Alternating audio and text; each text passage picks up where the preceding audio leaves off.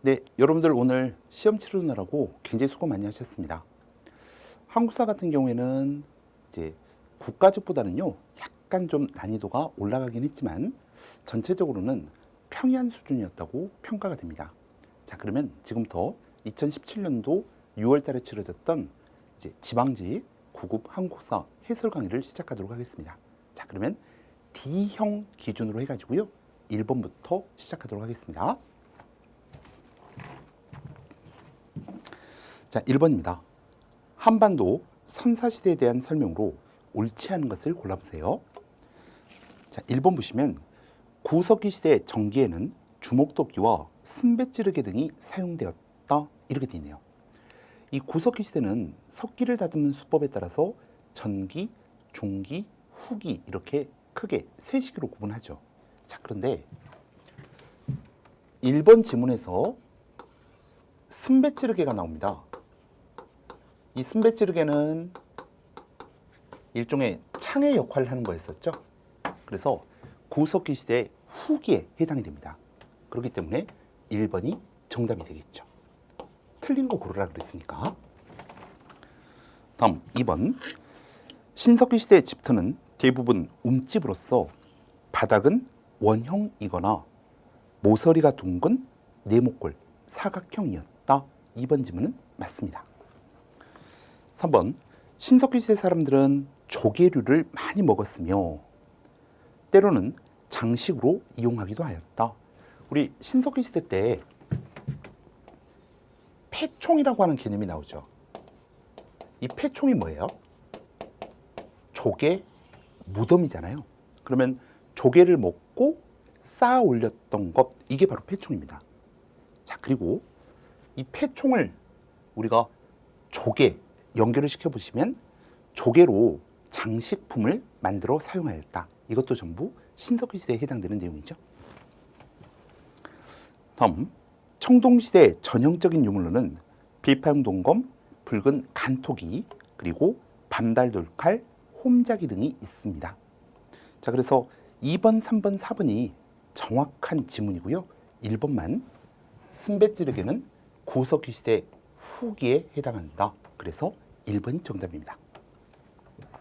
다음 2번 문제 보시죠. 다음 자료를 쓴 역사가의 활동으로 옳은 것을 골라보세요. 역사란 무엇이뇨? 인류 사회의 아와 비아의 투쟁이 시간부터 발전하여 공간부터 확대되는 심적 활동 상태의 기록이니, 세계사라고 하면 세계 인류의 그리대원 상태의 기록이며, 조선사라고 하면 조선민족의 그리대원 상태의 기록이니라. 이 사료는 우리가 익숙하게 보는 사료일 거예요. 신채호, 그 다음 조선 상고사죠. 그러면 문제에서 물어보는 게 뭐였어요? 이 자료를 쓴 역사가의 활동을 물어보고 있잖아요. 그러니까 신채호에 대한 설명으로 옳은 것을 골라보세요. 이런 문제입니다. 자, 그러면 1번. 5천년간 조선의 얼이라고 하는 글을 동아일보에 연재해서 민족전신을 고치하였다. 이건 정인포 선생.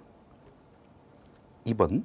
조선 사회경제사를 저술해서 세계사적 보편성 속에서 한국사를 해석하였다. 이건 사회경제사학자 백남운. 다음, 을지문덕, 최영, 이순신 등 애국 명장의 전기를 써서 애국심을 고치하였다. 이게 바로 신채호 선생과 관련된 지문입니다. 그래서 정답은 3번이 되겠죠. 다음 4번.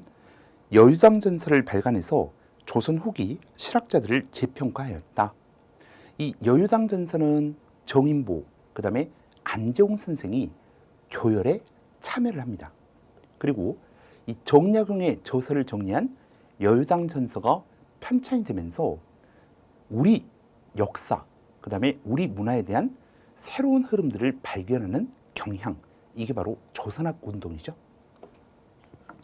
자, 그래서 2번 정답은 3번이 되겠습니다. 그 다음 3번 문제 볼게요. 3번은 각 시기별로 해가지고 군사제도를 순서대로 나열하십시오. 이런 문제입니다. 자, 그러면 기억, 구서당과 십정이 있네요. 이 구서당과 십정은 통신화식의 중앙군, 지방군에 해당이 되죠. 다음 오, 위, 그 다음에 진관체제. 이거는요, 조선 전기에. 다음 오군영과 소국은, 이건 조선 후기의 군사제도에 해당됩니다. 다음 이군육이, 그 다음 주현군과 주진군, 이건 고려시대에 해당되죠. 자, 그러면 순서 한번 맞춰보세요. 뭐가 제일 빠르죠? 기역, 그 다음 리을, 그 다음 니은, 디귿. 기역, 리을, 니은, 디귿. 그래서 정답은 2번 고르시면 되겠습니다.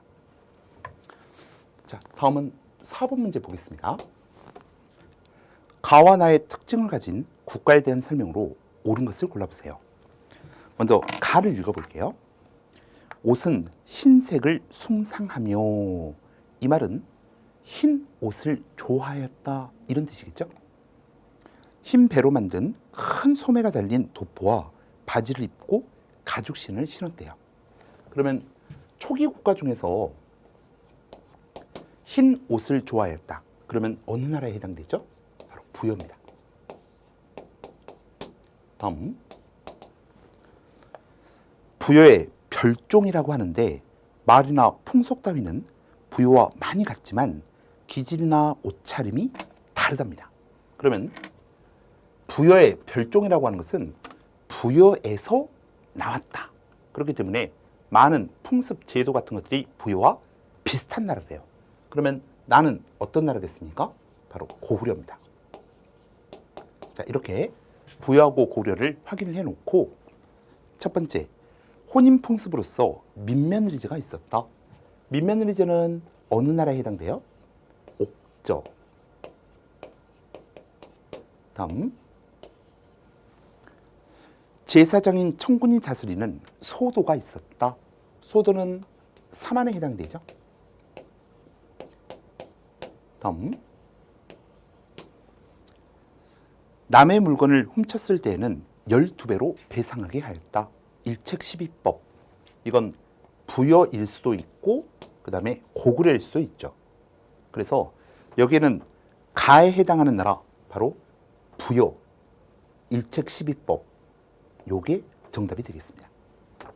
다음 단공이라고 하는 활과 과하마, 반어피 등이 유명하였다. 단공, 과하마, 반어피, 어느 나라죠? 동해의 특산물들입니다. 그래서 이 문제도 쉽게 정답을 3번 고르시면 되겠습니다. 자, 다음은 5번 문제 볼까요? 이 5번 문제 같은 경우에는요, 나하고 다는 약간 생소한 내용일 거예요. 그런데 확실한 게 하나 있죠. 가본 보세요. 낭의 화상, 백월, 보광, 탑, 비문. 이건 뭐죠? 바로 최치원의 사삼 비문 중에 하나입니다. 그래서 가를 우리가 최치원이라고 바로 알 수가 있죠. 그 다음 나번 같은 경우에는 대, 견훈, 기, 고려, 왕, 서 이렇게 돼 있네요. 그러니까 견훈을 대신해서 고려 왕에게 보낸 글, 이런 뜻이거든요. 이건 최승우라고 하는 사람의 글입니다. 다음 낭원대사 오진 탑비명, 이거는 최언위라고 하는 인물 거예요. 자, 이렇게 써놓고 보니까 전부 다 최씨, 그죠? 신라 육두품들입니다. 특히 최치원만 여러분들이 확인을 하셨어도 정답을 1번으로 바로 고르실 수가 있죠. 당나라에 유학하여 빈공과에 급제하였다, 이렇게. 그러면 정답은 1번이고 2번 한번 봐볼까요? 신라뿐만 아니라 고려 왕조에서도 벼슬 하였다. 이 최치원, 그 다음에 최승우, 최원희 이런 사람들은 신라에서는 벼슬을 한 거 맞습니다. 그런데 이 최치원 같은 경우에는 진성여왕시기의 개혁을 추진하다가 결국 낙향을 하게 되죠. 은둔을 하게 되잖아요. 그 다음 최승우 같은 경우에는요, 이 후삼국 중에서 후백제 견훤에게 충성을 다했던 인물입니다. 그리고 후삼국을 통일하기 이전에 돌아가셨던 인물이에요. 그러니까 고려에서 벼슬하였다. 이 내용도 최승우에는 해당하지 않습니다. 그래서 2번 지문은 틀렸다는 것을 알 수 있고, 그 다음 국립교육기관인 태학에서 공부하였다. 태학은 고구려 국립교육기관이죠. 다음 골품제도를 비판하고, 여기까지 맞을 수 있겠지만 호족 억압을 주장하였다. 신라하대 육두품들은 호족 세력과 연합하게 되죠. 자, 그래서 5번 정답도 1번으로 고르기가 어렵지는 않았을 거예요. 자, 다음은 6번 문제 볼까요? 다음 밑줄 친 대사에 대한 내용으로 옳지 않은 것을 골라보세요. 이 앤니는 대사의 어진덕을 입었기에 삼가 우러러 뵙지 않을 수 없습니다. 저는 이미 뜻한 바를 이루기 위해서 당나라에 머물러 왔습니다. 부족한 이 사람은 다행히도 대사께서 발언하신 적산원에 머물 수 있게 되어서 감경한 마음을 달리 비교해 말씀드리기가 어렵습니다. 자, 이 사료가 입당, 구법, 순례, 행기 이렇게 되어 있는데요. 요거는 우리가 신라대 장보고를 공부하시면서 읽었었던 사료입니다. 자, 그러면 문제가 어떻게 되는 거냐면 장보고와 관련 없는 것을 골라보세요. 이런 문제가 되겠죠. 첫 번째, 법화원을 건립하고 이를 지원하였다. 장보고가 지원하여 당나라에 만들어진 절, 그게 바로 법화원입니다. 다음, 당나라에 가서 무령군 소장이 되었다. 그죠? 이 무령군이라고 하는 게 당에서 운영을 하던 일종의 외국인 용병 부대라는 거죠.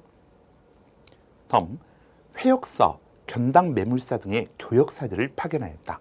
전부 다 장보고에 해당되는 내용인데요. 4번에 보시면 자, 웅주를 근거지로 반란을 일으켜서 장안이라고 하는 나라를 세웠다. 이건 누구에 관련된 내용입니까? 헌덕왕 때 김원창의 난. 그래서 4번을 정답으로 고르시면 됩니다. 자, 다음은 7번 문제 볼까요? 다음 가에서 이루어진 합의제도를 시행한 국가의 통치체제로 옳은 것을 골라보세요. 호암사에서는 무엇이라고 하는 바위가 있다. 나라에서 장차 재상을 뽑을 때 후보 서너 명의 이름을 써서 상자에 넣고 봉에서 바위 위에 두었다가 얼마 후에 가지고 와서 열어보고 그 이름 위에 도장이 찍혀 있는 사람을 재상으로 뽑았답니다. 호암사에는 정삼회의. 그러면 정삼회의가 백제 귀족회의체라는 것은 아실 겁니다. 그래서 7번 문제는 다음 중 백제와 관련된 내용은 무엇입니까? 이런 문제가 되겠죠? 7번 백제.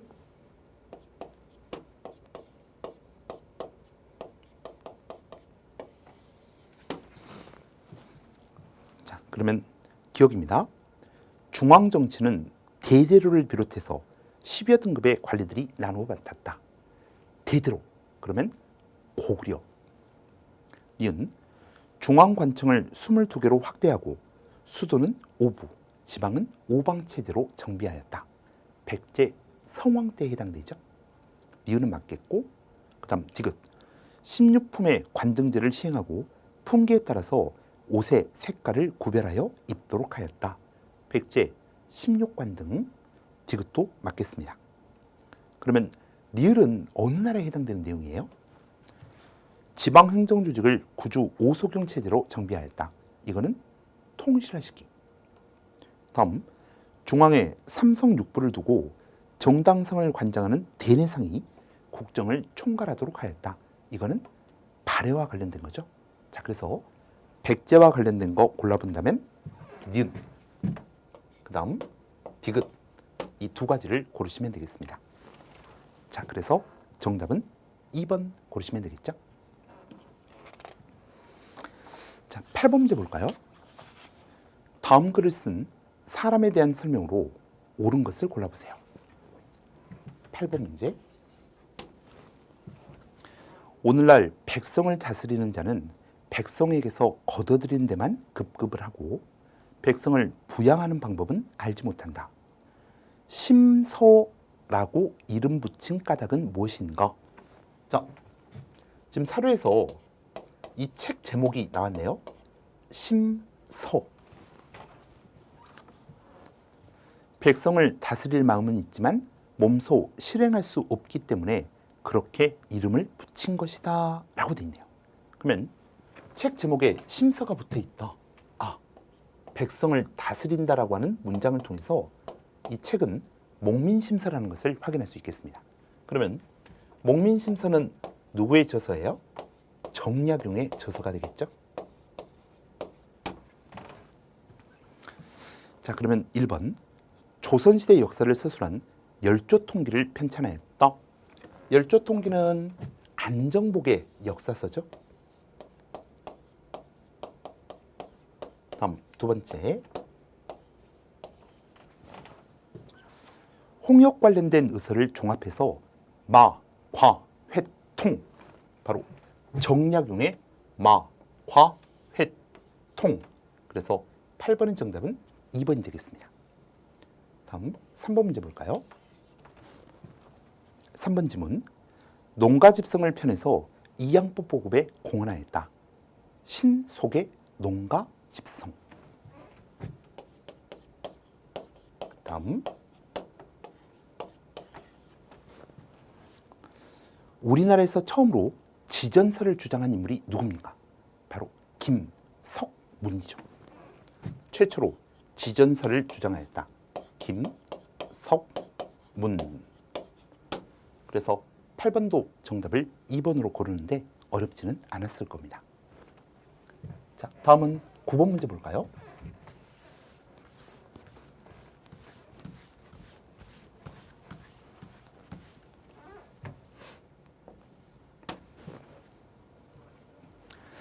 가와 나 인물에 대한 보기의 설명으로 옳은 것을 골라보세요.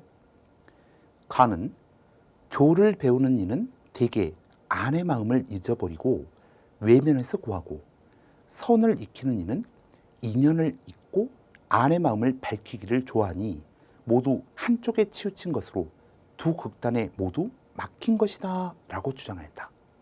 그러니까 교, 만, 그 다음에 선, 만, 이것은 한쪽으로 막힌 거라는 거예요. 그러면 교와 선을 어떻게 하라는 겁니까? 같이. 바로 의천의 주장입니다.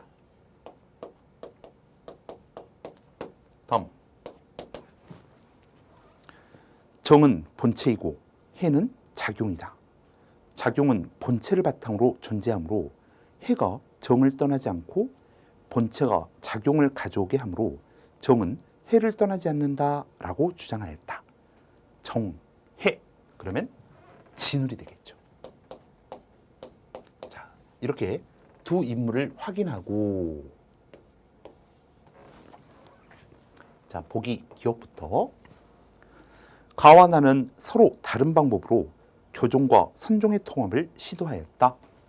의천은 교종을 중심으로 선종을 통합하여 해동, 천태종을, 진울은 선종을 중심으로 교종을 통합해서 조계종을, 그러니까 기억은 해당 사항이 있겠습니다. 다음, 니은. 가와 나는 지방 호족과 연합해서 신라 정부의 권위를 약화시켰다. 니은과 같은 설명은 신라하대 선종종파와 관련된 내용이겠죠. 그래서 니은은 해당 사항이 없겠고, 다음 디귿입니다. 가는 불교와 유교 모두 도를 추구한다는 점에서 유불일치설을 주장하였다. 여러분들 유불일치설을 주장했던 인물은 누구예요? 해심이죠. 해심. 다음 나는 즉 진울은 수선사 결성을 제창해서 불교계 개혁을 추진하였다라고 돼 있네요. 자, 그래서 진울의 수선사 결사. 그러면 맞는 것만 고른다면 뭐가 되겠어요? 기역, 그다음 리을. 이 두 가지가 있는 정답 2번 고르시면 되겠습니다. 자, 다음은 10번입니다.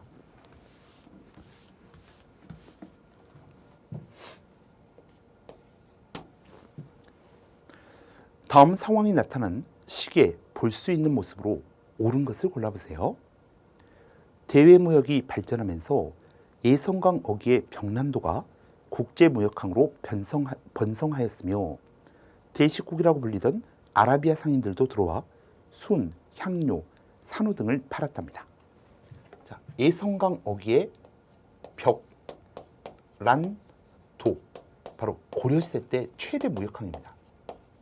자, 그러면 보기에서 고려시대에 해당하는 것은 무엇입니까? 이렇게 묻고 있는 거죠. 첫 번째, 해동통보와 은병과 같은 화폐를 만들어 사용하였다. 1번 지문이 바로 고려 숙종 때에 해당하는 내용이죠. 의천의 건의를 받아서 고려 숙종 때 화폐를 주조하는 주전도감을 설치해서 해동통보와 같은 동전과 은병을 발행하였다. 1번이 정답입니다. 다음, 인구, 토지 면적 등을 기록한 장적, 철랑문서, 바로 신라 장적. 그러면 통신라시기에 해당이 되겠죠. 이게 바로 민정문서니까. 다음, 개성의 송상은 전국에 송방이라고 하는 지점을 개설해서 활동하였다. 조선 후기의 거상 중에서 개성을 중심으로 성장했던 상인들, 바로 송상이죠. 다음, 지방 장시의 객주와 여각은 상품의 매배뿐만 아니라 숙박, 창고, 운송 업무까지 운영하였다. 객주, 여각 이런 상인들이 성장했던 시기도 역시 조선 후기에 해당됩니다. 그래서 10번 같은 경우에는 1번으로 정답 고르기가 어렵지 않았을 거예요. 자, 다음은 11번 문제 보겠습니다. 이 11번 같은 경우에는요, 2016년도 7급 서울시에서 한양 도성에 대해서 물어봤었잖아요. 그리고 여러분들이 최근 치렀던 이 모의고사 문제에서도 한양 도성에 관련된 모의고사 문제를 하나 출제한 적이 있습니다. 자, 그러면 1번부터 한번 봐볼까요? 옳지 않은 거 골라라 그랬습니다. 경복궁 근정전의 이름은 정도전이 지은 거 맞죠? 그 다음, 경복궁의 동쪽에는 사직이라고 돼 있는데요. 경복궁이 조선시대 때 법궁 아닙니까? 주궁. 그래서 경복궁에 여기에 동쪽, 서쪽 이렇게 나왔는데, 동쪽에는 역대 왕과 왕비를 모신 사당, 종묘가 만들어지고요. 그 다음에 토지와 곡식신에게 제사를 지내는 사직은 서쪽입니다. 그래서 2번이 지금 틀렸어요. 그 다음, 유교 사상인 인의의 지, 도성 사대문의 이름을 지었다. 우리 대표적으로 예를 들어서 숭, 레, 문 있잖아요. 그러면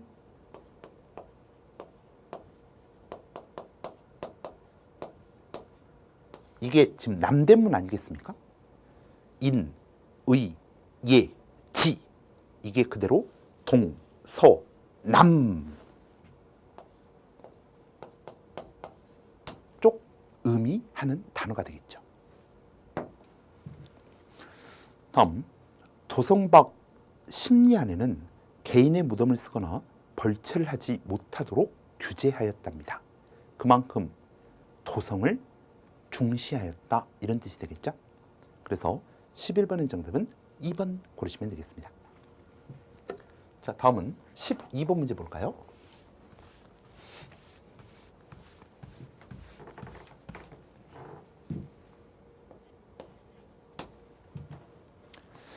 밑줄 친 제도에 대한 설명으로 옳은 것을 골라보세요. 국왕이 말했다. 나는 일찍부터 이 제도를 시행해서 여러 해의 평균을 파악하여 다펌의 폐단을 영원히 없애려고 하였다. 자, 여기 사료에서 다펌 폐단을 시정하려고 하였다. 이게 지금 나오죠. 그 다음 신하들로부터 백성까지 두루 물어보니 반대하는 사람은 적고 찬성하는 사람이 많았으므로 백성의 뜻도 알 수 있다.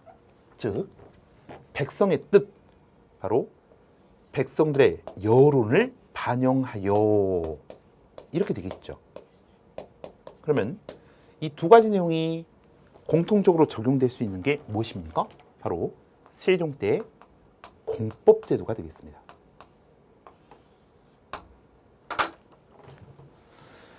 자, 1번 토지 소유자에게 수확량의 10분의 1을 조세로 징수하였다. 이렇게 돼 있는데요. 1번 지문 같은 경우에는 고려부터 조선 초기에 일반적으로 적용되는 문장입니다. 다음 토지 소유자에게 1결당 미곡 12두를 조세로 징수하였다. 이거는 대동세죠.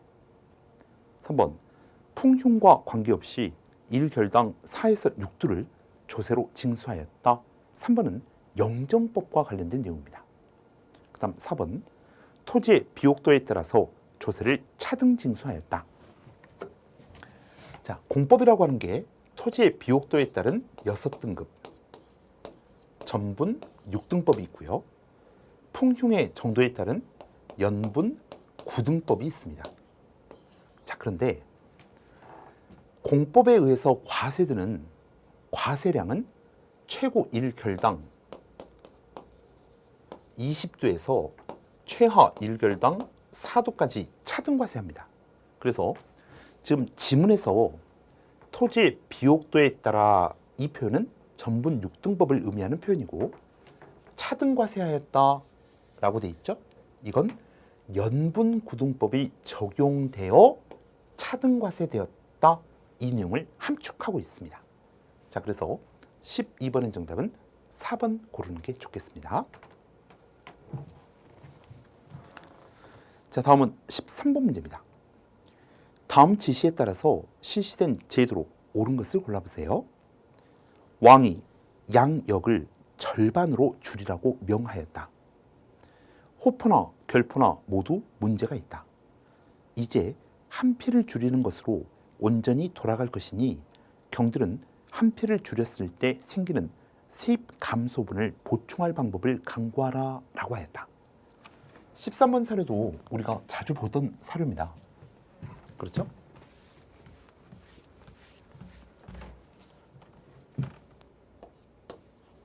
바로 영조시기에 시행되었던 양역을 절반으로 줄인다.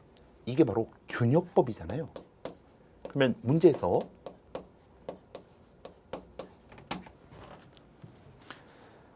균역법과 관련된 내용으로 옳은 것을 고르십시오.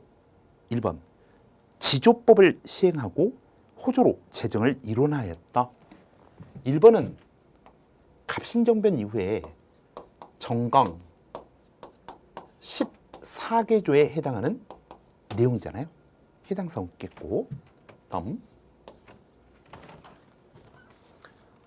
토산물로 징수하던 곡물을 쌀이나 무명, 동전으로 통일하였다. 이건 뭐예요? 바로 대동법 이야기죠. 다음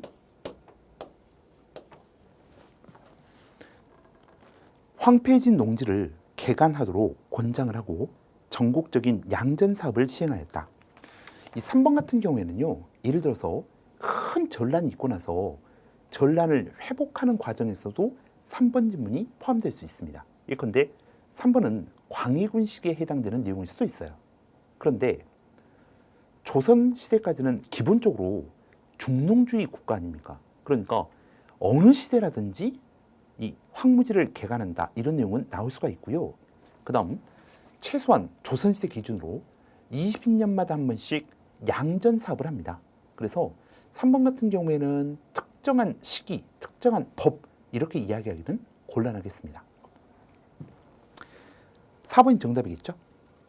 일부 양반층에게 선무군관이라고 하는 칭호를 주고 군포 한 피를 납부하게 하였다. 바로 균역법 시행 이후에 부족해진 군포를 충당하기 위해서 선무, 군관포를 징수하였다. 이렇게요. 네, 그래서 13번의 정답은 4번이 되겠습니다. 다음 14번 볼게요. 자, 14번에 지금 문제를 물어보는 것은 임진왜란입니다.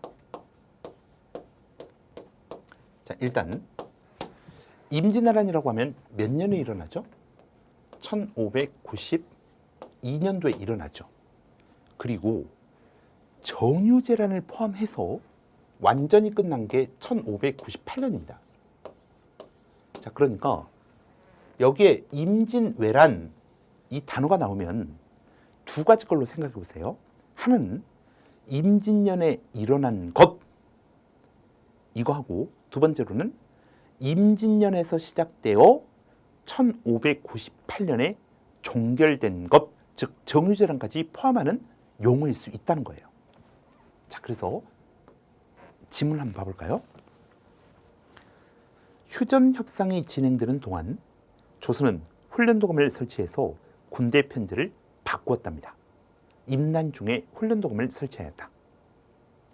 2번, 조선은 명나라 지원군과 연합하여 일본군에게 빼앗긴 평양성을 탈환하였다. 조명연합군이 평양성을 탈환하였다. 2번도 맞죠? 그 다음 3번, 전세가 불리해지고 토요토미 히데요시가 죽자 일본군이 철수함으로써 전란이 끝났다. 자, 3번 지문은 요 1598년도 이야기를 하는데요. 토요토미 히데요시가 죽었다. 전쟁이 끝났다. 그러면 정유재란 이후에 전쟁이 끝났다. 좁게 보면 이렇게 해석할 수 있는데 제가 모두에 말씀드렸던 것처럼 임진왜란이라고 하면 정유재란을 포함하는 용어일 수도 있으니 3번은 일단 세모를 치는 게 좋겠습니다. 4번, 첨사 정발은 부산포에서 도 순변사 신립은 이게 정확하게 틀렸죠. 여러분들 신립장군은 바로 충주 탄금대. 그러면 상주라고 하는 곳은 어떤 인물과 관련돼요? 상주전투. 바로 이일이라고 하는 사람과 관련이 됩니다. 그래서 3번은 세모, 4번은 확실히 틀렸으니까 정답을 4번으로 고르는 게 좋겠습니다.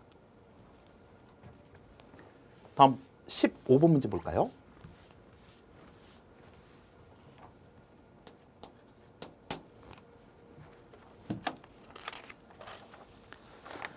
우리나라 족보에 대한 설명으로 옳지 않은 것을 고르십시오. 자, 이 문제 같은 경우에는요, 우리가 서거정 공부를 할 때 서거정이 안동 권씨 성화보라고 하는 족보를 편찬하였다. 그러면 왜 서거정이 안동 권씨의 족보를 편찬했는가? 바로 권씨의 외손이라고 그랬습니다. 그렇죠? 그래서 조선 전기까지의 가족제도, 혼인제도 이야기를 할 때 현재 존재하고 있는 가장 오래된 족보, 바로 안동 권씨 성화보. 이건 여러분들이 익숙할 거예요. 그러면 정답을 바로 고를 수가 있죠. 자, 먼저 2번 봐보세요. 현존하는 가장 오래된 족보는 바로 성종 7년. 이 성종 7년이 1476년입니다. 이때 간행되었던 안동 권씨 성화보입니다. 그래서 2번이 틀렸어요. 자, 1번, 3번, 4번은 읽는 걸로 가름하겠습니다. 1번. 조선시대는 족보가 배우자를 구하거나 붕당을 구별하는데 중요한 자료로 활용되기도 했습니다. 3번. 조선 초기의 족보는 친손과 외손을 구별하지 않고 모두 수록하였다. 그래서 15세기 외손인 서거정이 안동권씨 성화부를 편찬하였다. 조선 후기에 이 부유한 농민들은 족보를 사거나 위조하기도 했었죠. 왜? 양반 신분을 획득하기 위해서. 자, 그래서 정답은 2번이 되겠고요. 그 다음 16번 볼게요. 16번은 해방 이후 현대사와 관련된 내용입니다.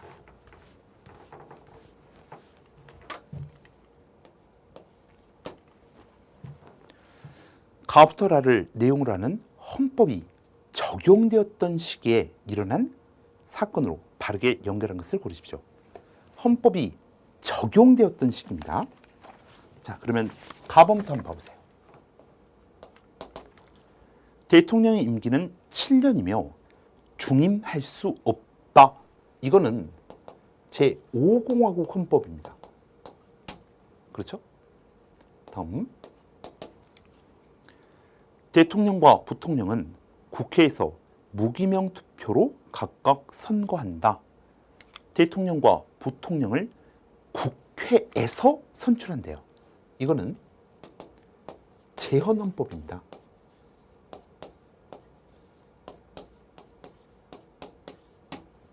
다음. 대통령과 부통령의 임기는 4년으로 하고 한 차례에 걸쳐 중임할 수 있다. 단, 이 헌법 공포 당시의 대통령에 대해서는 중임 제한을 적용하지 아니한다. 이건 4.4.5입 개헌입니다. 그렇죠?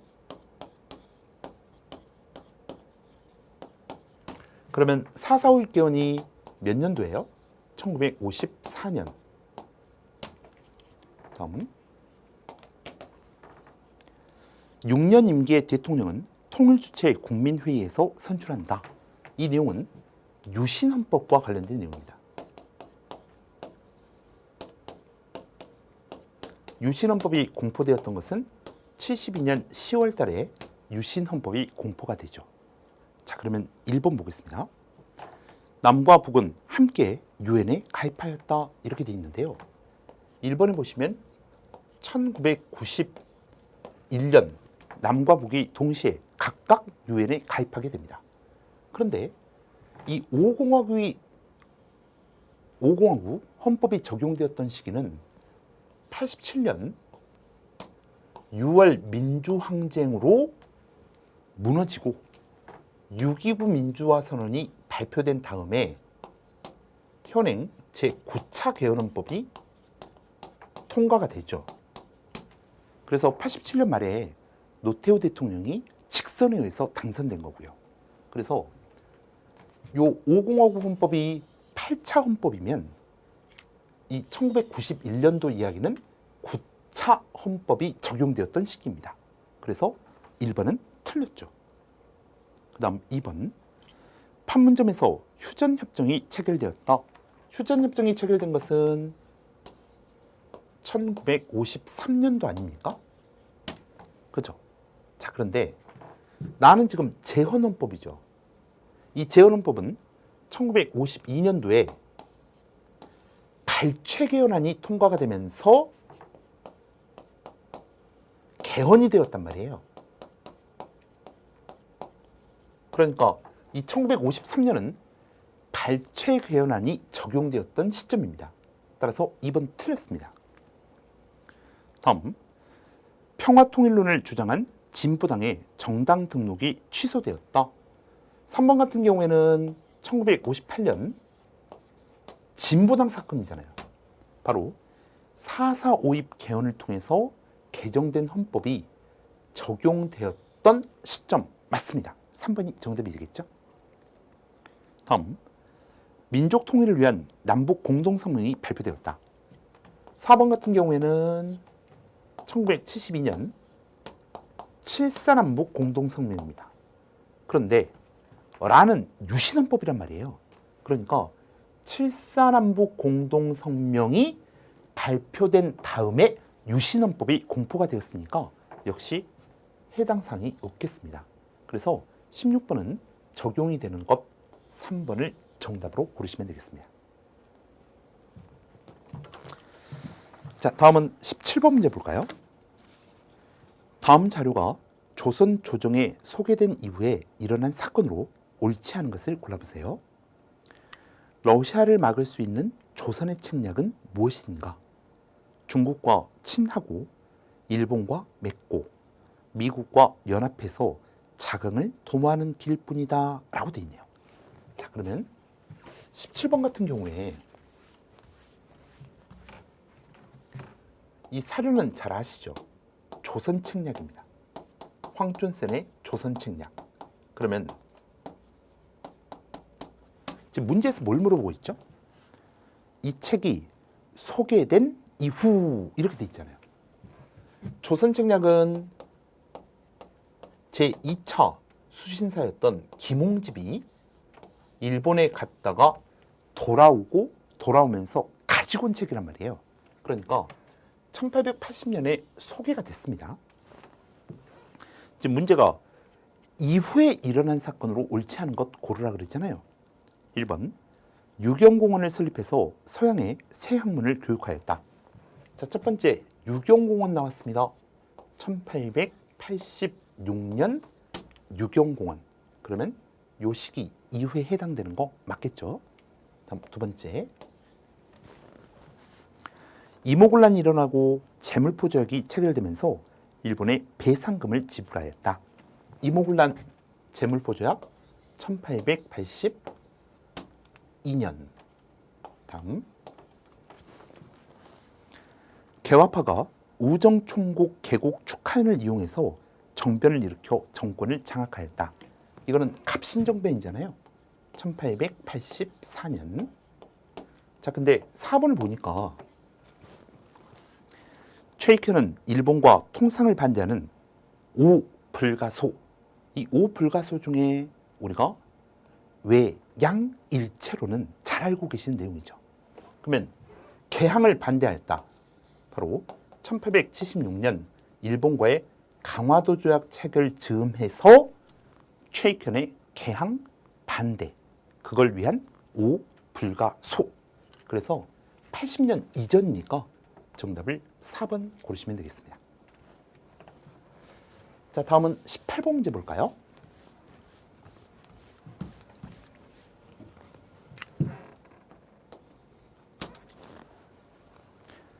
다음 자료에 나타난 사상을 정립한 인물에 대한 설명으로 옳지 않은 것을 고르십시오. 우리나라의 건국 정신은 삼균제도의 역사적 근거를 두었으니 삼균.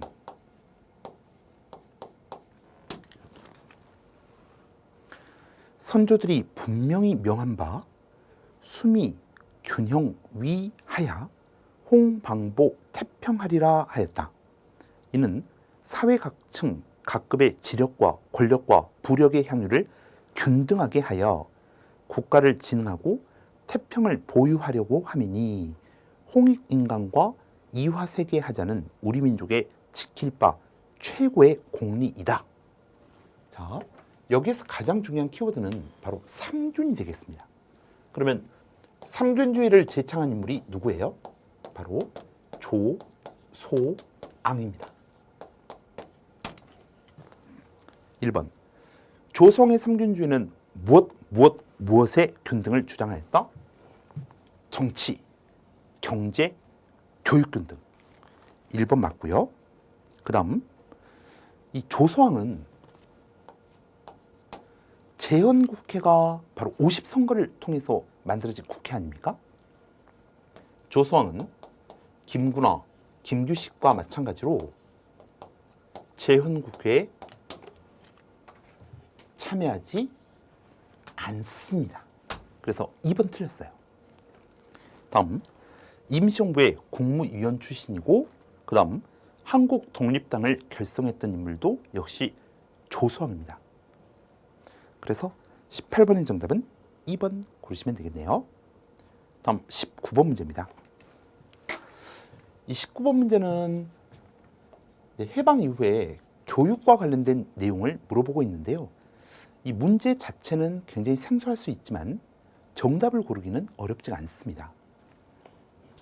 시대별 교육 문화의 변화에 대한 설명으로 옳지 않은 것을 골라보세요. 미 군정 시기에는 미국식 민주주의 교육과 633 학제가 도입되었다. 2번, 1950년대 경제적 어려움 속에서도 초등학교 의무교육제가 시행되었다. 근데 그 당시의 정확한 명칭은 국민학교겠죠. 그 다음 3번, 1960년대 입시 과외를 막기 위해서 중학교 무시험 추첨제가 도입되었다. 자, 2번하고 3번이 여러분들이 익숙하지 않다라고 하지만 할 수 있지만 4번은 정확하게 틀린 지문이라는 것을 우리가 알 수 있어요. 왜?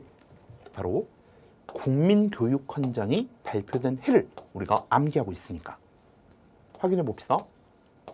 국민교육헌장 발표된 게 언제입니까?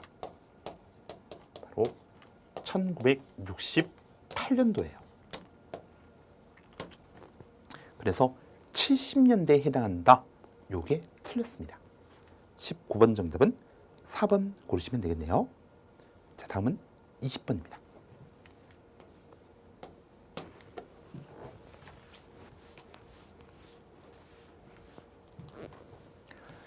다음 법령에 대한 설명으로 옳지 않은 것을 골라보세요.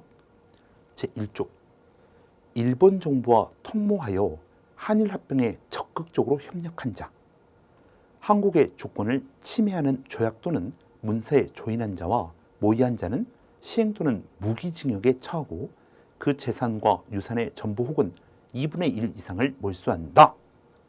일본 정부와 공모하여, 요건 바로 친일 민족 반역자들을 처벌할 수 있는 법령입니다. 그게 무엇입니까?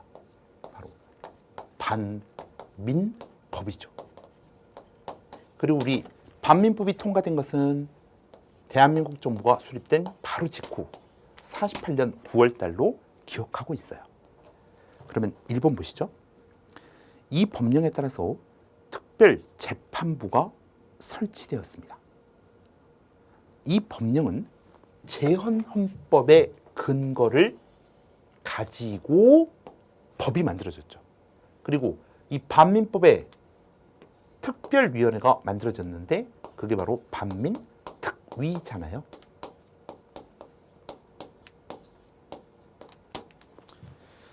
다음, 이 법령에 따라 반민족 행위자들이 실형을 선고받았습니다.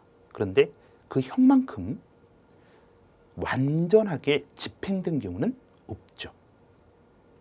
다음, 이 법령은 여순 사건 직후에 국회에서 통과되었다. 이렇게 되어 있는데요. 4번은 또 친절하게도 19라고 적어줬잖아요. 여수 순천 사건. 그게 19 사건입니다. 그러면 반민법이 먼저입니까? 여순 사건이 먼저입니까? 반민법이 먼저죠. 그래서 직후에 국회에서 통과되었다. 요게 틀렸습니다. 그래서 20번 정답은 4번 고르시면 되겠네요. 네, 이상으로 지방직 문제를 같이 한번 풀어봤습니다. 전체적으로 난이도가 높다고 하기에도 뭐하고요. 그 다음에 아주 쉽다라고 평가하기도 좀 어려울 것 같습니다. 되게 합격자들은 90점에서 95점 정도 맞았을 걸로 생각이 됩니다. 다음 주에 또 서울시 시험이 있습니다. 다음 주 시험 때문에 여러분들 오늘도 쉬는 게 약간 좀 부담스럽기도 하겠지만요. 오늘은 가급적이면 푹 쉬시고 내일부터 다음 주에 있을 시험에 대해서 마무리, 최종 정리 잘 하시기 바랍니다. 오늘 여러분들 너무 수고하셨습니다. 다음에 뵙도록 하겠습니다.